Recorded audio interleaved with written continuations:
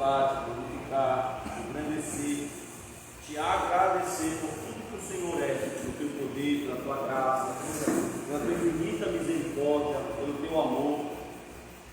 Queremos, Senhor, glorificar o teu santo nome e pedir ao Senhor que o Senhor possa falar aos nossos corações, que o Senhor possa abençoar a cada um dos teus filhos que essa manhã levantou da sua cama para vir aprender a tua palavra e possamos juntos, Senhor, crescer na graça e no conhecimento. Senhor Jesus, eu te peço, Senhor, que o Senhor tenha misericórdia da minha vida, graça, que o Senhor possa derramar graça, que eu possa transmitir aquilo que eu li, aquilo que eu estudei aos teus filhos e o teu nome ser glorificado nessa manhã. Se mais alguém está caminhando para cá, que o Senhor possa trazer debaixo da sua proteção, e que o teu Espírito seja, Senhor amado, o principal, que ele seja, Senhor, a primazia nesta manhã, neste lugar. Abre a nossa mente, o nosso entendimento, fala ao nosso coração, nos ajuda a compreender, Senhor, um assunto que é complexo, que é difícil, mas que através do teu Espírito eu tenho certeza que nós iremos tirar dúvidas. Em nome de Jesus nós oramos, nós te agradecemos. Amém. Amém. Amém.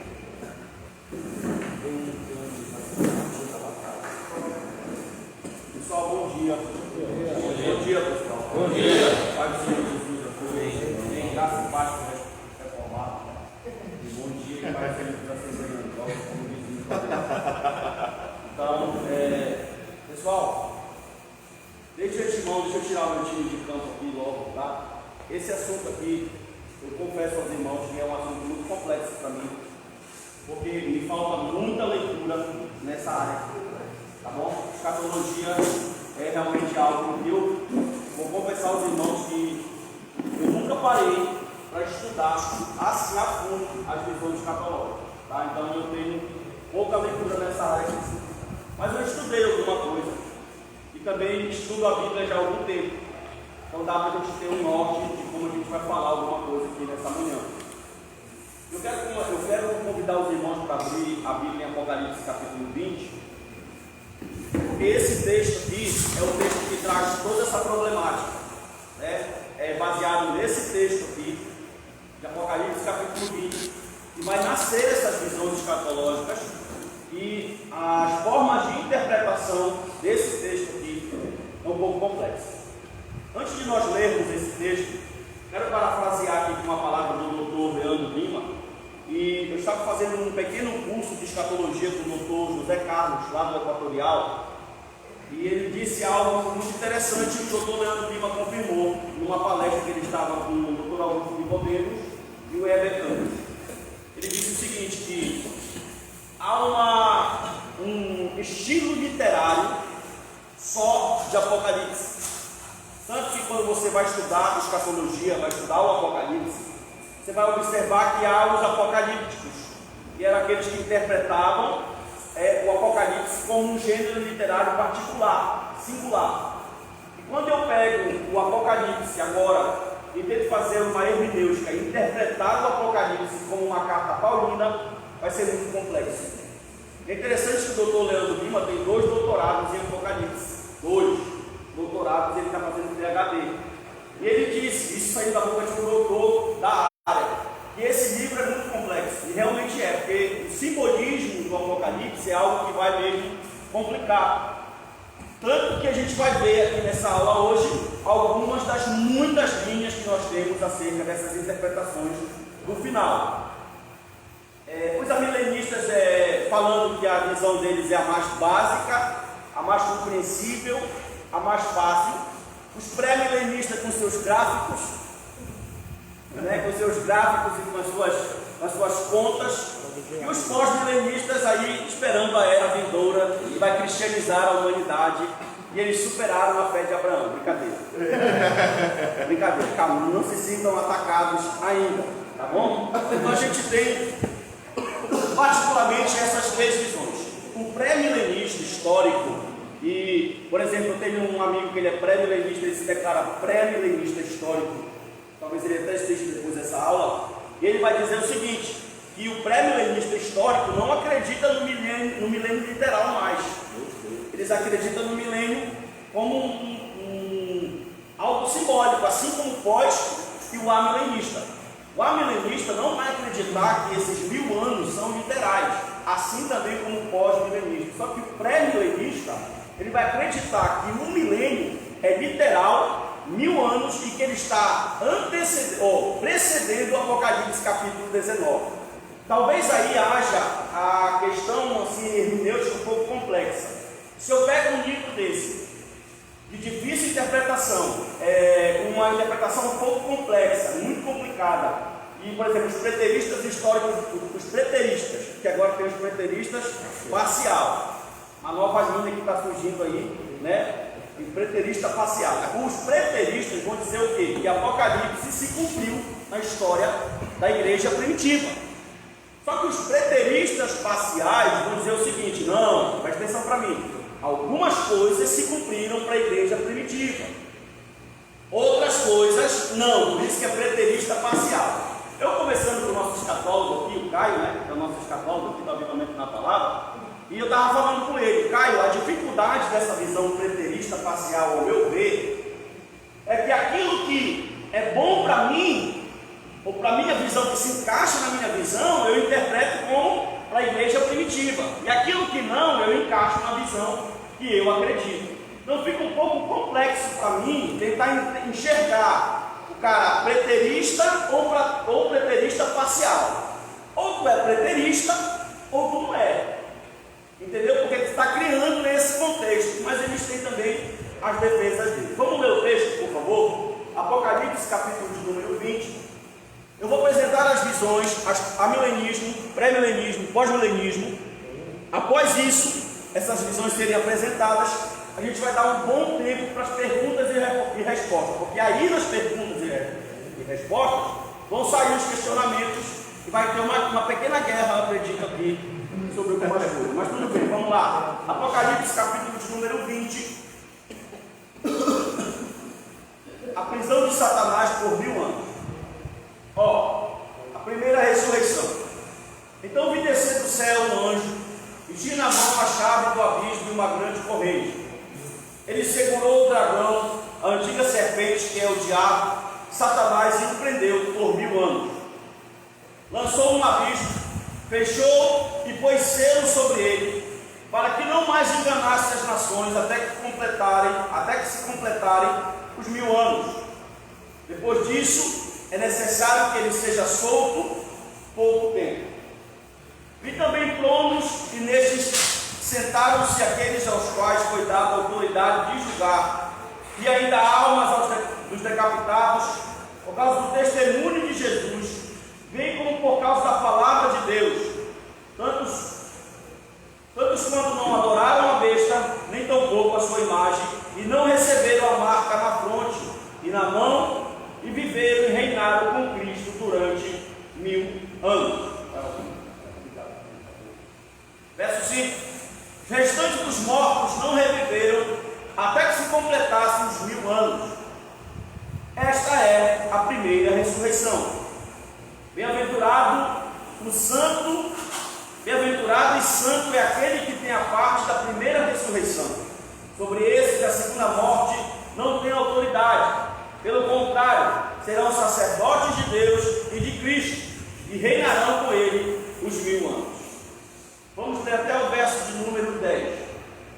Quando porém se completarem os 1000 anos, Satanás será solto da sua prisão, sairá a seduzir as nações que há nos 4 cantos da terra, Gog e Magog, a fim de reuni-las para a peleja. O número dessas é como a areia do mar. Baixaram então pela superfície da terra e sitiaram o acampamento dos santos, e a cidade querida desceu, porém fogo do céu os consumiu.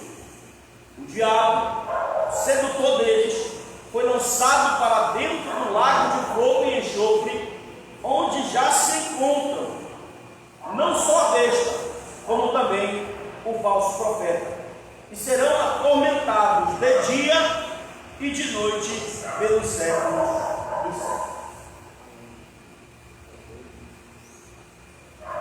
Aqui nesse texto está toda a problemática. Tanto que, se não tivesse, né, Caio, a Apocalipse 20 não tinha todas essas visões que tem hoje. Então vamos tentar aqui, pela misericórdia de Deus, me ajude em oração, vamos tentar entender alguma coisa sobre isso. Primeiro, a gente precisa crer que Cristo vai voltar. Uma coisa que as três visões têm em comum é que o arrebatamento acontece. Só que a diferença é que há uma visão pré-milenista que acredita que há um arrebatamento invisível e que depois há um arrebatamento visível, o famoso arrebatamento secreto, e uma volta iminente, uma volta que ninguém espera. A Bíblia vai dar base verídica, verdadeira, nas palavras do próprio Cristo. Nós já sabemos que tudo que Cristo fala é digno de segurança, que Jesus vai voltar, né? Olha esse texto aqui, ó, no 3, eu quero que todo mundo leia, por favor. 3, no versículo 3.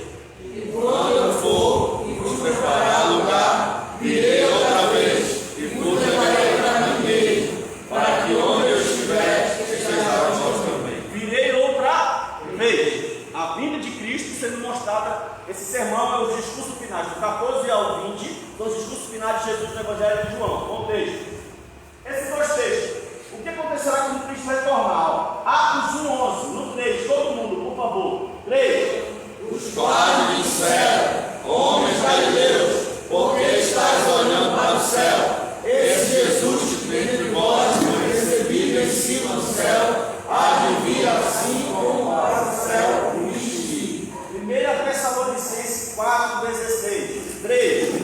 Porque o mesmo Senhor descerá do céu com alarido, com voz de arcanjo e com a trombeta de Deus. E os que morrerem em Cristo ressuscitarão primeiro. Então, é uma doutrina bíblica clara que Cristo retorna. Quando? Meu Deus. Como e de que forma? Né? Aí, meu irmão, o negócio vai complicar, porque vão nascer as correntes. Ó. Embora esteja claro nas passagens que Jesus irá retornar, pronto. Só que ninguém sabe a hora do retorno de Cristo, e a história não só na reforma, mas a história até mesmo moderna está aí para comprovar. Por isso que aí o dispensacionalismo, ele vai perder força muito grande. Por quê? Quando você vai ver o dispensacionalista falando do retorno de Jesus, você vai observar que sempre vai ter aquele gráficozinho lá do Nabucodonosor, marcando os tempos, marcando a era, o tempo, tentando entender até mesmo de forma. Por exemplo, até mesmo, você sabia que Isaac Newton tinha um comentário do Apocalipse? Ele fez um comentário do Apocalipse, Isaac Newton, e ele tentou, dentro da matemática, marcar a volta de Jesus através de simbolismo dentro do livro do Apocalipse. Então, todos que tentaram marcar a volta de Cristo, eles se perderam e eles erraram. Por causa desse texto aqui, ó. Mas o dia do Senhor virá como um ladrão de noite, no qual os céus passarão com grande estrondo, e os elementos ardentes se desfarão, e a terra e as obras que nela há se queimarão. Virá como um ladrão de noite. Quando alguém usa esse texto, eu já vi alguns pregadores usarem esse texto, Caio, para dizer que Cristo, e vou pegar alguns acontecimentos do Antigo Testamento, Cristo visitando o Egito meia-noite, as 10 virgens veio à meia-noite, vão dizer que Jesus vai voltar meia-noite. Forte. Viu? Só que meia-noite aqui é meio-dia no Japão. E aí, como é que fica essa situação? Então, a gente percebe que aí há um erro exegético muito grande, muito forte. Ou seja, embora esteja claro nas passagens que Jesus irá retornar, só que ninguém sabe a hora do retorno de Jesus. Vamos lá. Mateus 24:44, no 3. Por isso, estáis vós apercebidos também, porque o Filho do Homem há de vir a hora em que não pensei. A hora em que não pensei. Marcos 13:22. Mas naquele dia, Não, vocês podem fazer melhor. 3. Naquele dia e hora ninguém sabe, nem os anjos que estão no céu, nem o Filho, senão o Pai. Ok. Jesus volta, segundo ponto. E ninguém sabe o dia, nem a hora. Ele deixou sinais para que a gente ficasse atento e pediu vigilância aos acontecimentos e a tudo que a Bíblia está mostrando. Beleza. O tempo do retorno. Quando nós olhamos para esses três sermões aqui nos sinóticos, Marcos 13, Mateus 24 em Lucas 21, Cristo não nos deixou sem direção. Viu? Cristo nos deixou sinais. Eu sempre falo que estou falando sobre isso. Se Jesus dissesse para o povo dele: olha, eu volto em 2025, 19 de setembro, às 8 horas da manhã, o cara ia ficar desviado até o dia seguinte, né? E um dia que ele soubesse que Cristo ia voltar, ele ia procurar uma igreja para se reconciliar. Mas a nossa natureza que é cair.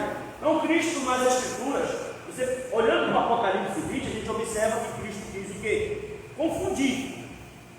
Eu acho interessante o Leandro Lima falando algo muito interessante. Eu vou usar muito ele como referência aqui, tá? Ele vai dizer algo muito interessante. Ele vai dizer assim, ó: eu tenho uma visão estabelecida sobre o arrebatamento da igreja, e eu estou estudando o texto. Ele é amilenista, tá? Amilenista. Eu tenho uma visão estabelecida sobre a volta de Cristo. Aí ele falou assim: mas quando o texto de uma outra visão fala mais forte, eu deixo a minha visão e olho para o texto. Isso é muito bonito. Viu? Por quê? Porque, camarada, às vezes ele tem uma visão, só que quando você está estudando tanto o pré como o amilenismo e o pós-milenismo, você vai poder observar o quê? Que todas as três visões têm pontos fortes e têm pontos fracos, né? Algumas mais fracas, claro, com certeza, algumas inconcebíveis, com certeza, mas todas podem oferecer algo para você nesse contexto de tentar entender Apocalipse capítulo de número 20. Olhando dessa forma, a gente pode observar que nós temos uma direção. O doutor Augusto Nicodemos vai dizer algo seguinte. Ele diz assim, são palavras dele, eu fico com raiva dele se alguém se ofender aqui. Eu estou repetindo, tá? O doutor Augusto Nicodemos usa a seguinte expressão, ele diz assim: o pós-milenismo em base é uma tese muito linda. Meu Deus. Para quem quer assim, idealizar algo, é uma tese muito linda. Mas na vera não vai acontecer. São palavras deles. Entendeu? Por quê? Porque ele usa principalmente esse texto aqui, esses textos aqui do sermão profético. Ele diz que tem pontos nesse texto aqui que é impossível se cumprir dentro da visão pós-milenista, que eles vão tentar defender com a questão preterista parcial. A gente vai tentar olhar aqui. As objeções, que tem um desenho que faltou, esse Ezinho no tempo, tá? Foi no computador. As objeções dos sinais. Para alguns desses sinais não aconteceram ainda. Sendo assim, Cristo não retornará a qualquer momento.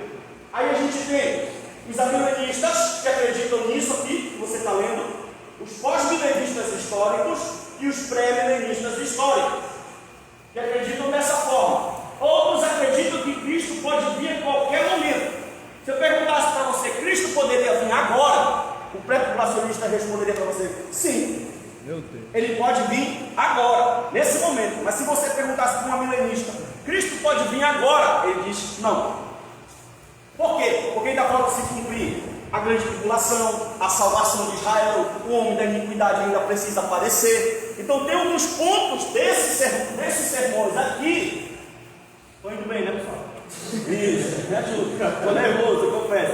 Esses pontos que estão bem aqui, ó, viu? Tem pontos nesse sermão. Aí os pós-milenistas vão dizer o quê? Estou tentando dialogar com os três pensamentos aqui. Os pós-milenistas vão dizer o quê? Não, por exemplo, o anticristo já se cumpriu e foi Nero.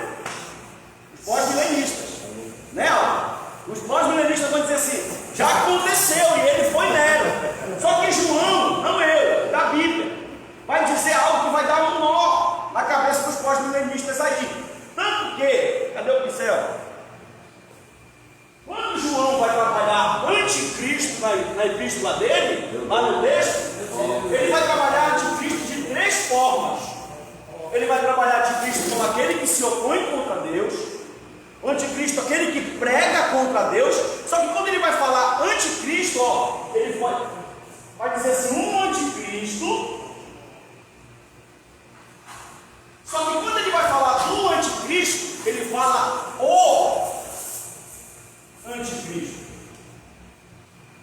Esse artigo definido aqui não está apontando para quê? Para Nero, mas está apontando para um anticristo escatológico. Ou anticristo, ou seja, vai aparecer. Paulo Júnior fala algo interessante. Porque, olha o que Paulo Júnior diz: que o anticristo que vai se manifestar agora, Hitler e Nero eram crentes perto dele. Ou seja, apareceu, olha para mim, apareceu no decorrer da história da humanidade várias figuras de anticristo. Deixa eu te mostrar algo. Lutero fez 2 comentários sobre a carta aos Gálatas. O primeiro comentário, que é o mais antigo, é considerado pelos estudiosos o melhor. Por quê? Porque o segundo comentário que Lutero fez, em tudo ele via a figura do anticristo.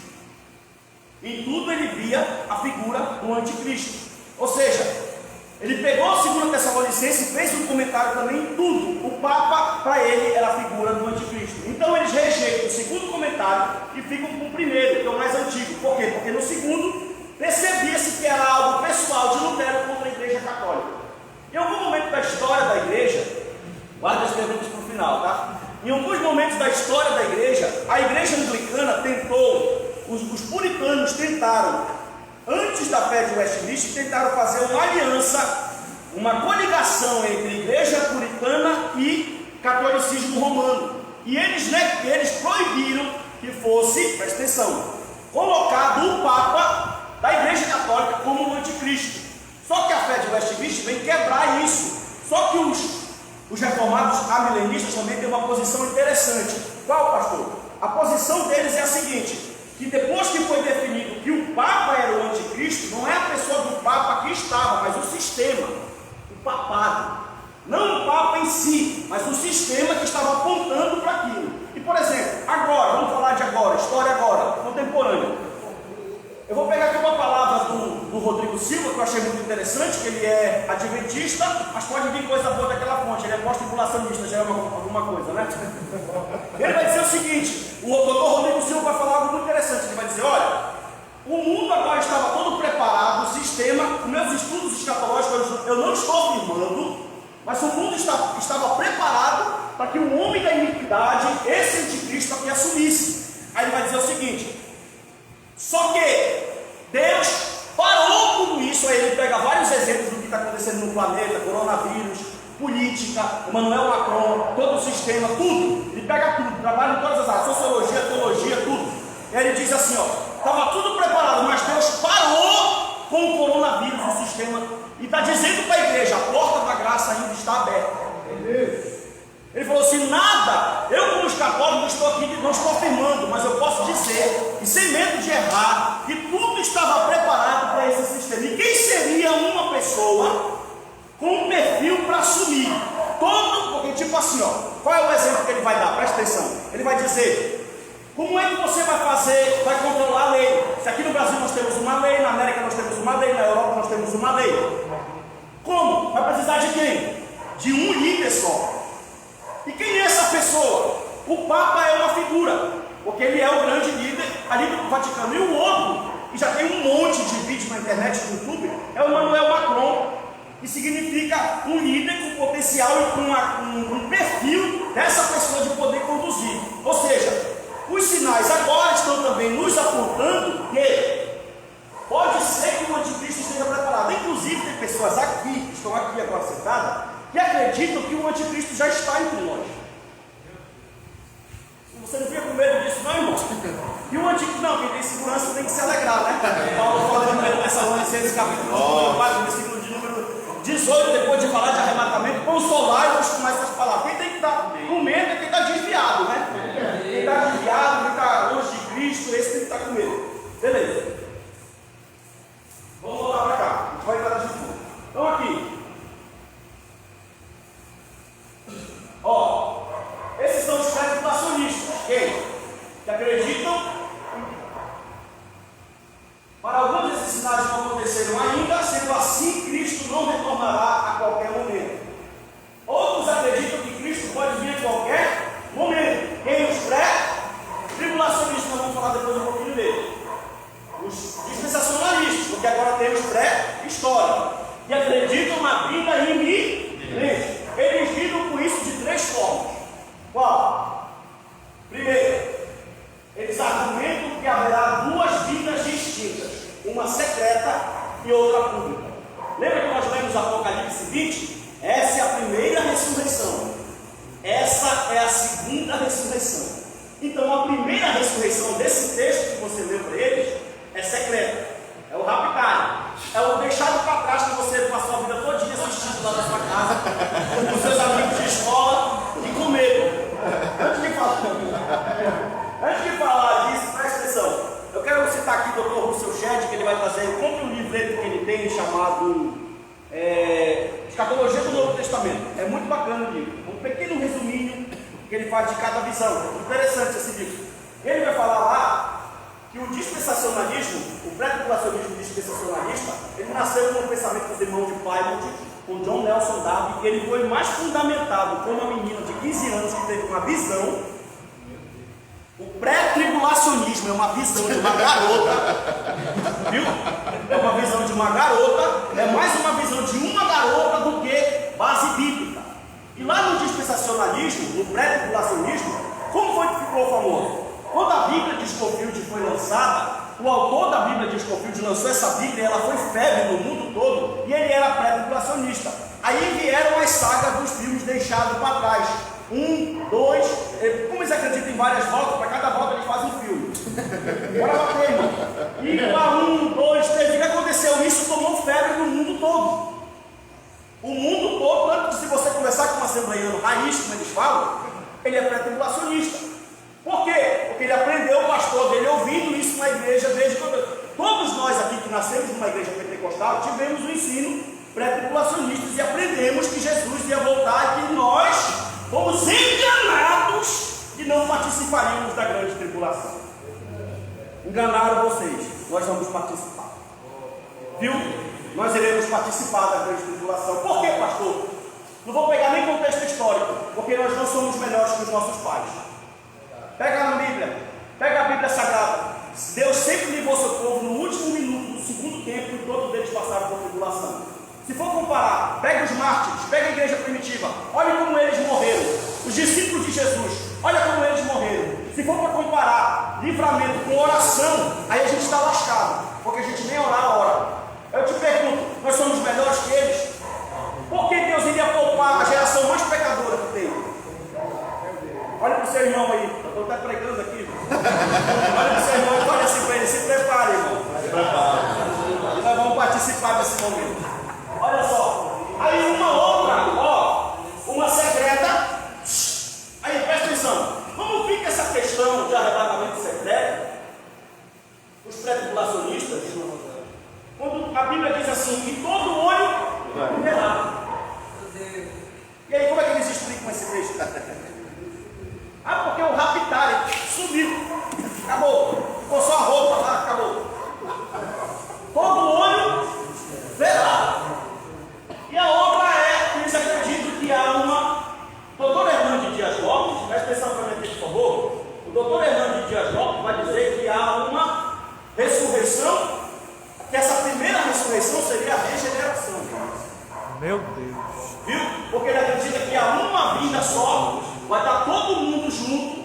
O Francinei até compartilhou o meme, né? Outro dia que eu achei muito bacana. Teve um garotinho rindo assim, escondido, dizendo a cara do pós-tribulacionista na grande tribulação, a cara do pós olhando para o pré, quando ele descobriu que o pré ficou. Porque vai ser complicado. Outro ponto, outros argumentam que os sinais já se cumpriram no início da história da igreja. Sendo assim, Cristo pode retornar a qualquer momento. Só que o problema é, se os sinais já se cumpriram no começo da história da igreja, grande tribulação, salvação de Israel já se cumpriu, o aparecimento do homem do pecado, que é o anticristo, queda das estrelas, o Caio me falou algo interessante, que essa queda das estrelas não pode ser uma estrela literal. Aí está o risco de interpretar o Apocalipse literalmente, porque já foi catalogado pelos cientistas que a menor estrela que existe é maior que a Terra. Então, provavelmente aqui nos originais seriam meteoros, como aconteceu, inclusive tem uma citação ali em Atos dos Apóstolos. Essa não é a grande estátua de Júpiter que caiu do céu, o que era aquilo? Meteoros que caíam e às vezes caíam até com forma humana. Viu? Outra coisa, queda das estrelas, isso parece não ter acontecido. Deixa eu perguntar aqui para vocês: já se cumpriu a grande tribulação?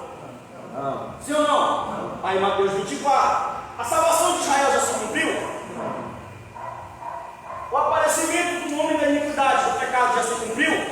que acredita que é Nero já, né? Mas para quem acredita que vai se levantar um maior, ainda não. Então esses acontecimentos aqui estariam impedindo a volta de Cristo iminente, a volta de Cristo agora. Cristo não poderia, nessa visão amilenista e pós-milenista, voltar agora. O pós-milenista nem tanto por esses conceitos aqui, porque nesse momento eles se dizem preteristas parciais. Mas eles dizem que Cristo não vai voltar ainda, porque o cristianismo ainda precisa cristianizar. Já posso bater neles? Ainda não. Quero falar alguma coisa sobre isso. Mas vamos deixar mais lá para frente. Olha só. E outra, os sinais podem ter se cumprido. Que é a tese mais improvável. Ou seja, tudo isso que nós vimos agora já pode ter se cumprido. Então Cristo pode voltar. Mas fica mais na área da especulação. Há alguns pontos em Marcos 13, Mateus 24, Lucas 26, Lucas 21, que ainda não se cumpriram. E a gente está esperando esse cumprimento. Bora lá. Eventos do retorno. Ó, quando eu pego o Apocalipse de 1 a 6, que foi o texto que nós lemos, aí nós temos o amilenista, que eles são chamados também amilenarista. Inclusive algumas pessoas não gostam desse termo aqui, porque amilenista significa aquele que não crê no milênio. E o amilenista crê no milênio, só não crê no milênio literal. Viu? Ele crê no milênio, só não crê no milênio literal. Então o amilenista, o milênio é agora. Quando terminar, Jesus volta. Por exemplo, para o pré-tribulacionista, o milênio só vai começar no Apocalipse 20. Mas nós já estamos vivendo o milênio. Você não entendeu? O George Lett trabalha muito bem isso na teologia dele, que é o já e ainda não. Ou seja, quando Cristo veio e inaugurou, já foi inaugurado, só que ainda não na sua completude. Aí eu posso responder: Satanás amarrado. Quando eu falo ainda não, o pré-tribulacionista, como ele acredita no texto literal, ele vai dizer assim: olha, Satanás está amarrado ali. Mas essa questão de amarrado, o doutor Heber vai dizer que amarrado ali não significa que ele não pode fazer nada, mas que os poderes dele foram seguros por Deus para que ele não possa atuar da forma que ele atue. Tá certo? Olha aí, olha que balançando a cabeça ali, tá? Vocês não sabem a pressão que eu estou sentindo aqui, mas tudo bem. Olha só, e o pós-milenista, pastor? O milênio ocorrerá gradualmente e Jesus volta logo após esse período. O pós tem que cristianizar. Aí eu vou fazer o seguinte, beleza, vai haver um grande avivamento na igreja, presta atenção para mim. E esse avivamento vai ser talvez até maior do que Atos 2. Eu confesso para vocês que eu sou Tomé nesse momento. Confesso a vocês, não creio que haverá um avivamento como o de Atos 2, semelhante ou um pouco menor. Por quê, pastor? Porque o senhor tem fé? Porque o senhor não tem fé? Não, porque o senhor é empírico, como já me acusaram de ser empirista? Não, não é por causa disso. Porque as escrituras me dão base muito forte para mim acreditar que vai haver uma piora. Quando Paulo usa o texto de Tessalonicenses, ele vai falar, olha para mim, que ele vai falar do anticristo, ele vai dizer que antecedendo a vinda do anticristo, nós vamos passar por um grande período de avivamento. Ele fala que é um grande período de sofrimento, de tribulação. Aí beleza, vamos pegar aqui, eu dei esse dado aqui, e teve um que veio questionar comigo. Ele veio falar assim: mas pastor, o senhor não falou, por que o milênio ocorrerá? Como um amilenista acredita que nós já estamos vivendo o milênio, e para o fim vai, olha como você pode pensar com o pré-milenista também. Nesse pensamento eles estão juntos. Pré-milenista e amilenista estão juntos nesse pensamento de quê? Que vai piorar para o fim. Viu? Acho que a única coisa que tem em comum é isso aqui, que para o fim vai piorar. Mas o pós-milenista vai dizer assim: não, o milênio vem, mas depois que nós vivemos a famosa era dourada.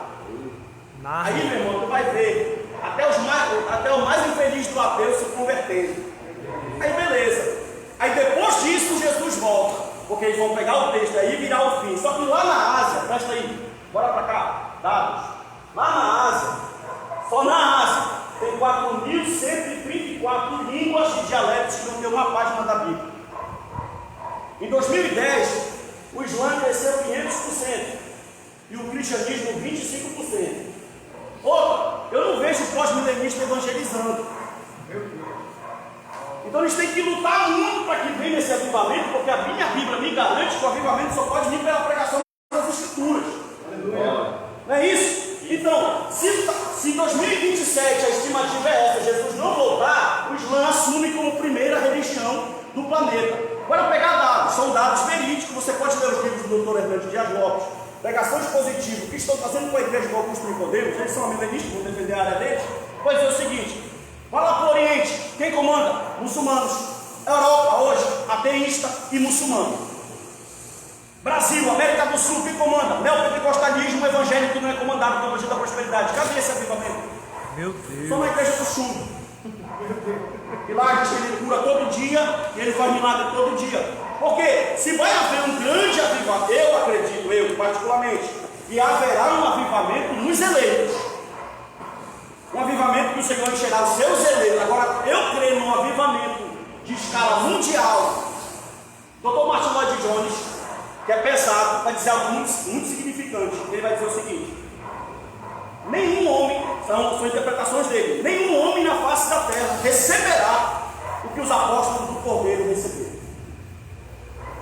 Ele diz que é impossível haver um avivamento hoje, como aconteceu em Atos 2. E os pós-milenistas estão esperando um Atos 2 novo, um Atos 2 fase 2. 2.0. Aí é um pouco complexo para tentar encaixar isso aqui biblicamente. Aí nesse momento que eu falo, eles vão dizer que eles são preteristas parciais. Algumas partes já se cumpriram na igreja primitiva e outra, pastor, queda da estrela, isso é simbólico. Isso não precisa acontecer, isso é simbólico. Aí, como eu te falo, tem coisas que são simbólicas, realmente, mas tem coisas que não tem como fugir do contexto que o texto está falando. Agora vamos tentar explicar mais aqui na frente um pouco melhor. Olha só, e o pré-milenista, o milênio virá repentinamente e Jesus retornará antes desse período. Jesus retorna, leva a igreja, os ímpios ficam, depois de 1000 anos reinando com Cristo literal, eles retornam. Assim eles pensam os pré-milenistas. A milenismo, vamos lá. Que horas são aí? 9. Para o milenista, Apocalipse 20, de 1 a 6, não descreve o futuro, mas a era atual da igreja. O milênio não é o futuro para o milenista. O milênio é o que nós estamos vivendo agora, nós já estamos no milênio. Ok? E os cristãos que já morreram estão reinando hoje com Cristo em sentido espiritual. Vamos ler esse texto aqui, por favor? Efésios capítulo 2, verso de número 6. Efésios capítulo 2, verso de número 6.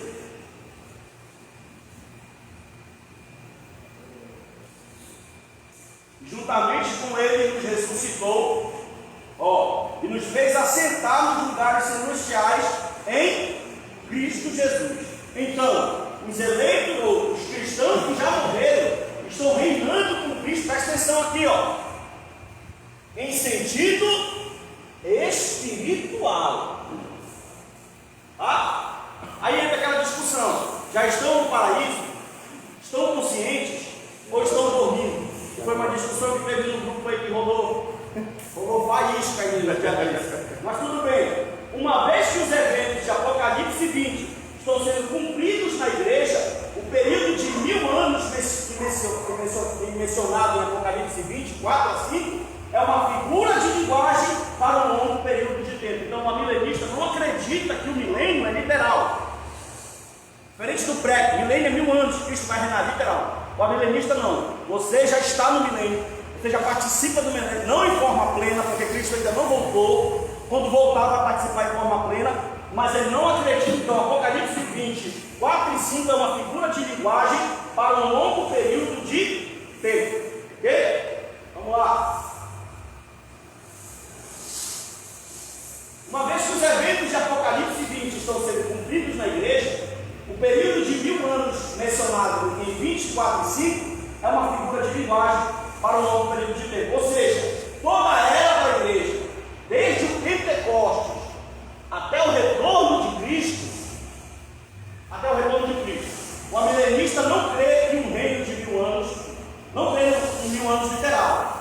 Vai ocorrer antes ou depois do retorno de Cristo. Já o pós vai acreditar que é depois do retorno. Certo?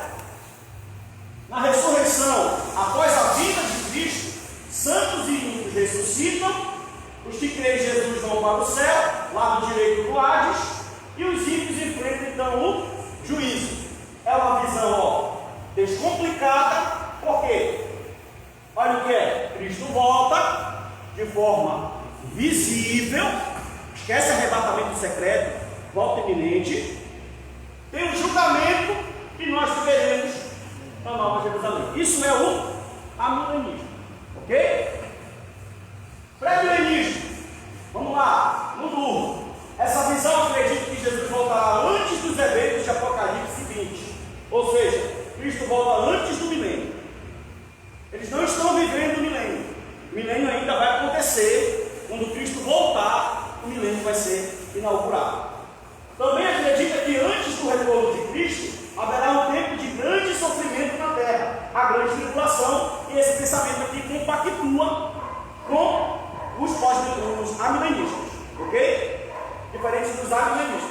Cristo retornará e reinará antes dos eventos de Apocalipse 24 e 5. Não é necessariamente 1000 anos literal. Tem alguns pré-tribulacionistas, os pré-milenaristas, que já acreditam que o milênio não é literal. Só que aí eu acredito que deixa de ser pré-milenarista, né? Já vai se tornar ou amilenista ou pós-milenista. Todos que creem em Cristo ressuscitaram para reinar com Ele. Esse é o significado de Apocalipse capítulo 20, verso 4. Todos os que creram em Cristo ressuscitaram com Ele. Isso aí, por isso que eles acreditam em duas ressurreições. A primeira ressurreição visível, invisível, arrebatamento secreto, e a segunda ressurreição pública. Tudo bem até aí? Durante esse reinado, Satanás e seus demônios serão completamente impedidos de exercer toda a influência. Por exemplo, como é que o amilenista interpreta Satanás amarrado agora? Por exemplo, o pré diz: não, ainda vai acontecer, Satanás vai ser amarrado. Por quê? Porque se ele está amarrado agora, por que acontece tudo isso que não presta? Se Apocalipse 20 é simbólico amilenista, por que o diabo atua se ele está amarrado? O pré vai se defender dessa forma. Aí o amilenista vai dizer o seguinte: que amarrado ali não significa que ele não pode atuar. Como ele entende de forma figurada, o amarrado ali seria o quê? O Senhor segurando as forças do diabo e deixando ele atuar de forma que ele permita.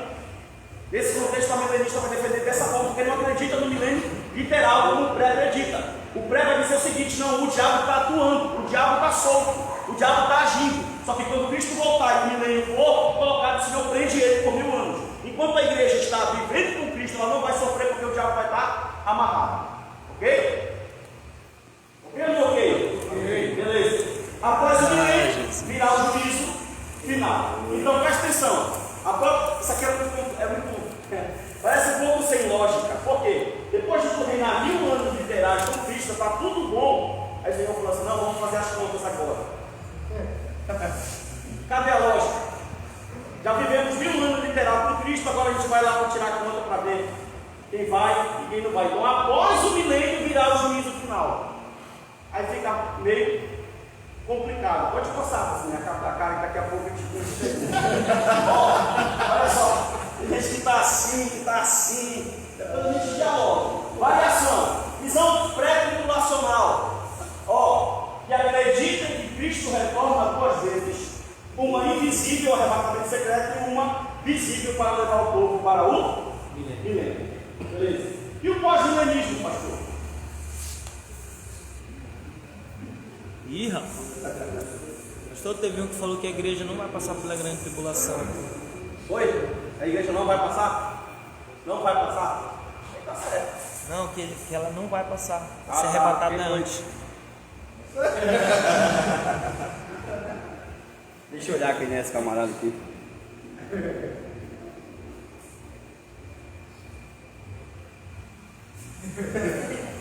Para que ele abrir a vida e a gente conversa. Vamos lá. Pós-milenismo. Acreditam que Jesus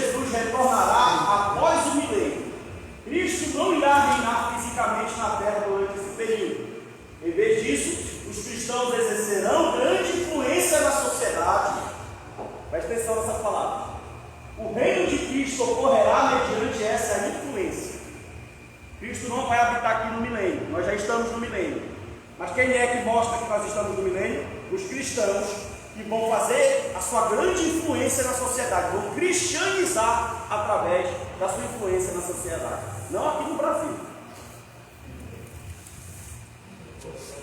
Porque aqui no Brasil, o índice de divórcio de crente e ímpio de crente é até maior.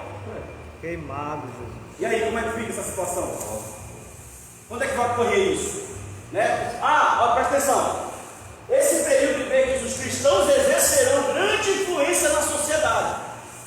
Haverá um grande avivamento, uma era dourada, onde Cristo, por exemplo, a profecia de Jeremias, capítulo 31, versículo 31 ao 34, vai se cumprir.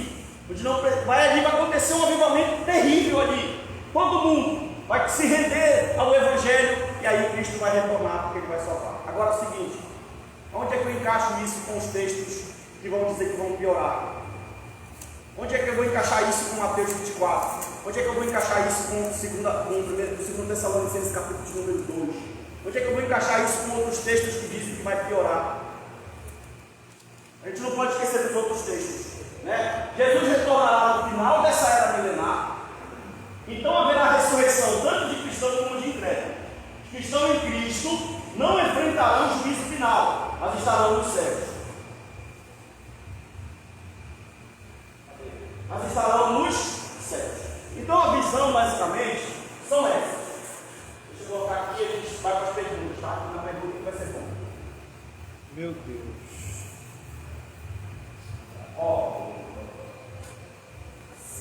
Então eu tenho aqui A.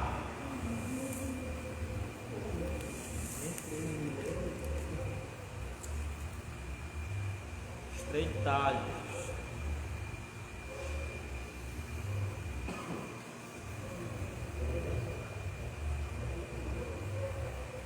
Deixa eu perguntar para vocês, dando assim só um bico do I de cada uma, qual vocês acham que se encaixa mais para a Escritura? Bora, pessoal, vocês estão com medo de falar?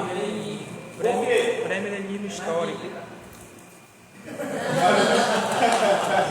Por que o milenismo, pessoal?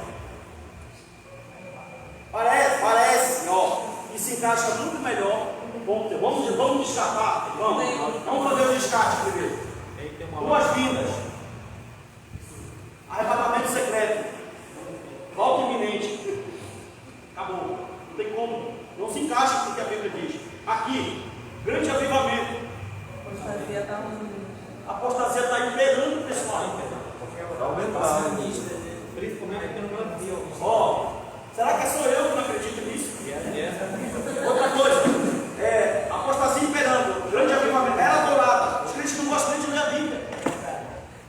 Quem acredita nisso, pastor, não está no trabalho da igreja. E quem está trabalhando na igreja está dando o que está acontecendo. Com certeza. Por isso que eu falo, quando o camarada vai, isso aqui não é ofensa para ninguém diante de Deus. O coração em paz aqui, tá? De verdade. Mas quando o camarada cria ou tenta estruturar uma tese escatológica e tenta mais se levar para o campo da especulação, da filosofia, e vê que a gente que está na prática, no dia a dia, vê que não é assim. A gente vê que não é assim. Entendeu? O camarada chegar e abrir a boca dele, abrir a Bíblia e dizer assim: vai haver um grande avivamento. O que é que a tua congregação está fazendo para isso? O que é que você está fazendo para isso? Mas não sou eu, Senhor. É o Senhor que vai fazer. Mas ele vai usar quem? A cadeira? É a cadeira que Jesus vai usar? Essa pode vir aqui. Dá uma palha aqui. Olha só. Quem é que vai gerar esse grande avivamento? É o pedestal? Somos nós. Então, se eu creio que vai haver um grande avivamento, no mínimo eu tinha que estar evangelizando meu bairro, minha casa, meus amigos, tinha que estar nas reuniões de oração, tinha que estar visitando os hospitais, os doentes, os órfãos, as viúvas. Pastor, mas Deus vai levantar o outro, porque tu não quer. E aí, como é que fica essa situação? Gente, eu vou repetir. Olhando biblicamente, pela leitura, descartável para mim essa e essa. Eu me posiciono como uma milenista. Outra coisa, o cara passou a vida, porque os reformados históricos são milenistas. Viu? A maioria é milenista, dos reformados. Aí o cara leu 2 livros de um cara aí que se tornou pós porque o cara é pós. Se o cara lá no livro falar que Jesus pecou, ele vai acreditar que Jesus pecou. Meu Deus. Entendeu? O cara passou a vida todinha dele crendo nas doutrinas da graça, na eleição, na conversão, na regeneração. Aí ele lê um livro aqui do camarada, não, porque é isso aí? Não, agora eu sou pós porque o cara falou que ele é pós. Aí a Bíblia está aqui aberta. Vocês veem que é complexo. Se o cara falar que é fácil isso, ele é arrogante. Ele é arrogante, isso aqui não é fácil. Você vê que é complexo, está aí um monte de visão, tentando entender a forma que vai acontecer, quando, que horas, em que momento, tentando pegar os sinais e encaixar para ter uma teologia sólida, uma teologia saudável, mas não é fácil. Mas eu destaco aqui por quê? Por causa dos 2 pontos que eu coloquei, e eu não acredito que haverá um avivamento no final dos tempos. Tudo me mostra, pastor, o senhor está descrente das escrituras, me mostra os textos, baseia a tua crença de avivamento e a gente discute pelos textos, que é o que vai acontecer agora nas perguntas. Amém? Amém. Desculpe qualquer coisa, não é minha área, tá? Isso aqui é complexo. Eu comecei a ler os livros de escatologia lá, estou gostando, é bom, é muito legal. Tentar dialogar, tentar entender as visões assim, mas eu espero que tenha ficado alguma coisa, tenha passado alguma coisa. Bata uma palma para mim. Ligou o microfone, viu?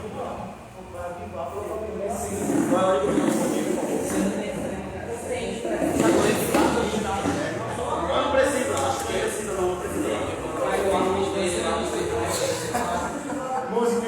Olha, pré-tribulacionista, a porta da graça ainda está aberta.